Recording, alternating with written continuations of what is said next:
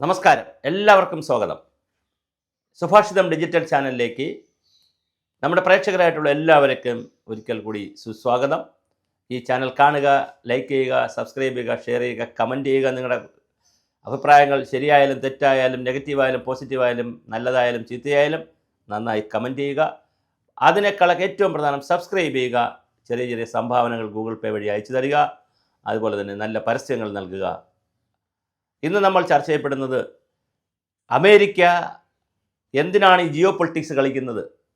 Jio politics എന്ന് പറയുന്നൊരു branch, ഒരു ശാഖ ലോകത്താകെ വളർന്നു വന്നിട്ടുണ്ട്. ജിയോ പൊളിറ്റിക്സ് എന്ന് പറഞ്ഞാൽ ഭൗമരാഷ്ട്രീയം ഓരോ പ്രദേശത്തിൻ്റെയും ഭൂമിശാസ്ത്രപരമായ പ്രത്യേകതകളെ കൂടി മനസ്സിലാക്കിക്കൊണ്ട് ആ രാജ്യത്തെ കീഴടക്കുന്നതിന് വേണ്ടി നടത്തുന്ന തന്ത്രങ്ങൾ. അങ്ങനെ എന്തിനാണ് അമേരിക്ക ഈ ജിയോ പൊളിറ്റിക്സ് കളിക്കുന്നത്? പലരും വിചാരിച്ചിരിക്കുന്ന പോലെ അമേരിക്ക റഷ്യയിൽ നിന്ന് എണ്ണ വാങ്ങുന്നതോ അല്ലെങ്കിൽ മറ്റേതെങ്കിലും രാജ്യത്ത് വാങ്ങുന്നതിനോടൊന്നും ഒരു തർക്കവുമില്ല. കാരണം ഇന്ത്യയേക്കാൾ എണ്ണ വാങ്ങുന്ന ചൈനയോടെന്തേ അമേരിക്കയ്ക്ക് തർക്കമില്ല. മാത്രമല്ല, എത്രയെത്ര ഉൽപ്പന്നങ്ങളാണ് ഇലക്ട്രോണിക് ആവശ്യങ്ങൾക്കുള്ളതും ആണവ ആവശ്യങ്ങൾക്കുള്ള എത്രയെത്ര മെറ്റീരിയലുകളാണ് അമേരിക്ക റഷ്യയിൽ നിന്ന് വാങ്ങുന്നത്. അപ്പോൾ അമേരിക്കയെ സംബന്ധിച്ചിടത്തോളം റഷ്യയിൽ നിന്ന് വാങ്ങുന്നതല്ല പ്രശ്നം, പിന്നെന്താണ് പ്രശ്നം? അതുപോലെ തന്നെ ഇന്ത്യയോട് എന്തെങ്കിലും ശത്രുതയുള്ള പാകിസ്ഥാനും ബംഗ്ലാദേശുമുള്ള രാജ്യങ്ങൾക്ക് 19% തീരുവ കുറച്ച് കൊടുക്കുമ്പോൾ, അവരുടെ ഉൽപ്പന്നങ്ങൾ കുറച്ച് കൊടുക്കുമ്പോൾ, ഇന്ത്യയിലെ ടെക്സ്റ്റൈൽ ഉൽപ്പന്നങ്ങൾക്ക്, പ്രത്യേകിച്ച് കേരളത്തിൽ നിന്നൊക്കെ പോകുന്ന ഒരുപാട് ഉൽപ്പന്നങ്ങൾക്ക് ഇത് പ്രശ്നം വരും. നമ്മുടെ കയറ്, കശുവണ്ടി, കൈത്തറി, അതുപോലെ ഒരുപാട് ഉൽപ്പന്നങ്ങൾ, ഇത്തരം ഉൽപ്പന്നങ്ങൾക്കെല്ലാം വലിയ പ്രതിസന്ധിയാണ് വരാൻ പോകുന്നത്. ഈ പ്രതിസന്ധി സൃഷ്ടിച്ചുകൊണ്ട് എന്തിനാണ് ട്രംപ് ഇങ്ങനെ ബഹളം കാണിക്കുന്നത്? തീർച്ചയായിട്ടും അത് ഇന്ത്യയോട് കാണിക്കുന്ന ഈ കുസൃതി, അല്ലെങ്കിൽ ഇന്ത്യയോട് കാണിക്കുന്ന ഈ ഭൗമരാഷ്ട്രീയത്തിൻ്റെ ജിയോ പൊളിറ്റിക്സിൻ്റെ യഥാർത്ഥ കാരണം അന്വേഷിക്കുമ്പോൾ അത് ചൈനയുമായിട്ട് നമ്മൾ വയ്ക്കുന്ന ബന്ധമോ അല്ലെങ്കിൽ ഇന്ത്യ ഉണ്ടാക്കിയെടുക്കുന്ന ബന്ധമോ ഒന്നുമല്ല. കഴിഞ്ഞ 100 വർഷത്തെ അമേരിക്കയുമായുള്ള ബന്ധത്തിനാണ് ഉലച്ചിൽ വന്നുകൊണ്ടിരിക്കുന്നത്. എന്തിനാണ് ട്രംപ് ഇങ്ങനെ ചെയ്യുന്നത്? ട്രംപിൻ്റെ അവിടെ വ്യാപാര നഷ്ടമാണ് ഉണ്ടായിരിക്കുന്നത്. അവിടെ കാർഷിക നഷ്ടമുണ്ട്.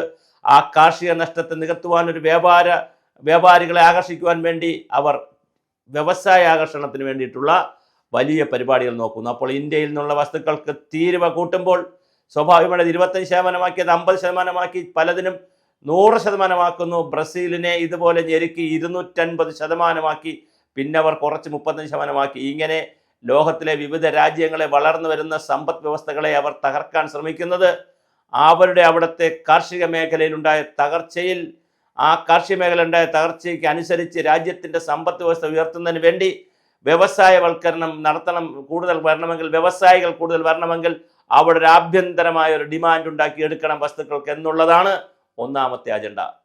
അതെല്ലാവർക്കും മനസ്സിലാവും. ഏതൊരു രാജ്യവും തൻ്റെ രാജ്യത്തിന് വേണ്ടി ചെയ്യുന്നൊരു അജണ്ടയാണെന്ന് പറഞ്ഞ് തള്ളാം. അതിനേക്കാൾ പ്രധാനമായി മറ്റൊരു കാര്യമാണ് ട്രംപ് മുന്നോട്ട് വച്ചിരിക്കുന്നത്. അതുകൂടി പറയേണ്ടത് നമുക്ക് പോകാനാകില്ല. ഒന്ന്, ബ്രസീൽ, ചൈന, റഷ്യ, ആഫ്രിക്ക തുടങ്ങിയ രാജ്യങ്ങൾ, ബ്രിക്സ് രാജ്യങ്ങൾ എന്നറിയപ്പെടുന്ന രാജ്യങ്ങൾ വളരെ വലിയ തോതിലാണ് ലോകത്ത് വളർന്നുകൊണ്ടിരിക്കുന്നത്. അത് വലിയ കൂട്ടായ്മയാണ്. ആ കൂട്ടായ്മയുടെ അധ്യക്ഷ സ്ഥാനത്തേക്ക് ഇന്ത്യ വരുന്ന സമയമാണിത്. നരേന്ദ്രമോദി അതിൻ്റെ ആ ബ്രിക്സ് രാജ്യങ്ങളുടെ കൂട്ടായ്മയിലേക്ക് വരുന്നു. ആ രാജ്യങ്ങളിലേക്ക് ഈജിപ്റ്റ് 2023 ഈജിപ്റ്റും എത്യോപ്യയും ഇറാനും യുണൈറ്റഡ് അറബ് എമിറേറ്റ്സും UAE വന്നിട്ടുണ്ട്. അപ്പോൾ വളരെ വലിയ ശക്തിയാണ് നമ്മുടെ പശ്ചിമേഷ്യൻ രാജ്യങ്ങളിൽ അല്ലെങ്കിൽ ദക്ഷിണേഷ്യൻ രാജ്യങ്ങളിൽ ഉള്ള എല്ലാ രാജ്യങ്ങളും ഇതിനകത്ത് പങ്കാളിയാകുന്നു.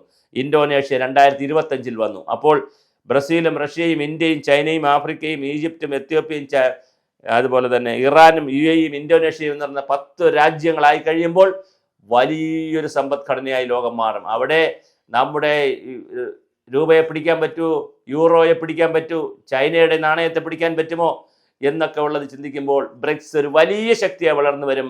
ഇന്ത്യ എന്ന് പറയുന്ന സമ്പദ്ഘടന വളർന്നു വരരുത് എന്നുള്ളത് മാത്രമാണ് അമേരിക്കയുടെ ലക്ഷ്യവും ഭീഷണിയും. ഒരു കാര്യത്തിൽ നമുക്ക് അഭിമാനിക്കാം. 1925 ലോകത്തെ മുഴുവൻ കീഴടക്കിയിരുന്നത് അമേരിക്ക ആണെങ്കിൽ 25 മുതൽ ആണെങ്കിൽ 25 തന്നെ അമേരിക്കയിൽ ഒരു കാർട്ടൂണിസ്റ്റ് പ്രഖ്യാപിച്ചു 100 വർഷങ്ങൾക്കിടയിൽ ഇത് മാറ്റം സംഭവിക്കും. ഇതാ 2025 ഇങ്ങനെ തന്നെ സംഭവിച്ചിരിക്കുന്നു. ലോകത്തിൻ്റെ ഒന്നാമത്തെ ശക്തിയായി വളരുന്ന മേഖലയിലേക്ക് ഇന്ത്യ പോകുന്നു. അമേരിക്കയും ചൈനയും കഴിഞ്ഞാൽ മൂന്നാമതാകുമെന്നുള്ള കാര്യത്തിൽ യാതൊരു തർക്കവുമില്ല. എന്നാൽ അതിൽ നിന്നും ഇന്ത്യ വളർന്നാൽ ചൈനയുമായും ബ്രിക്സ് രാജ്യങ്ങളുമായും ഒത്തുതീർപ്പുണ്ടാക്കി ഒരു ജിയോ പൊളിറ്റിക്സ് ഉണ്ടായാൽ അത് അമേരിക്കയ്ക്ക് കിട്ടുന്ന പണി വലിയ പണിയാണെന്ന് തിരിച്ചറിഞ്ഞാണ് ട്രംപിൻ്റെ ഈ പടപ്പുറപ്പാട്.